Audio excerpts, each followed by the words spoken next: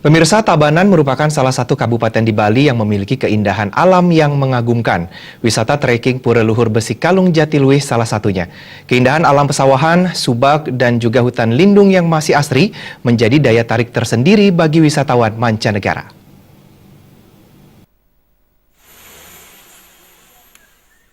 Pura Luhur Besi Kalung merupakan cagar alam dunia yang dilindungi oleh PBB sebagai hutan lindung yang dijadikan sebagai paru-parunya dunia bersama hutan lindung Puncak Batu Karu.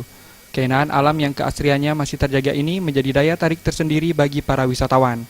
Maka tidak mengherankan kunjungan wisatawan untuk menikmati wisata di pura ini semakin meningkat. Agar potensi wisata ini terus berkelanjutan, maka dibukalah wisata trekking Jatiluwih Pura Luhur Besi Kalung atau sebaliknya. Salah seorang pemandu wisata trekking Pura Luhur Besi Kalung Jatiluwih, Nengah Pujaarte, mengatakan, wisata trekking Jatiluwih Pura Besi Kalung memiliki keunikan tersendiri.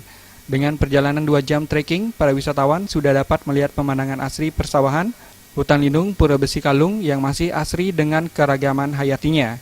Jika berkesempatan di saat tiba di Pura Besi Kalung juga dapat menikmati keberagaman budaya yang disajikan oleh masyarakat setempat.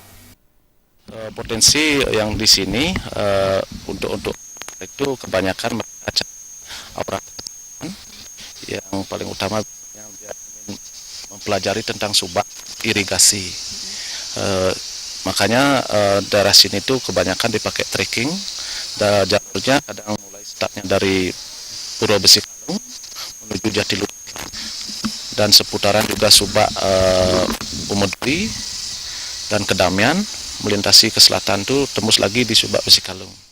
Nengah Puja menambahkan, dengan keunikan yang ditawarkan, ia yakin wisata trekking Jatiluwih Besi Kalung ke depan semakin berkembang, yang membawa dampak positif terhadap masyarakat setempat, khususnya untuk lapangan kerja.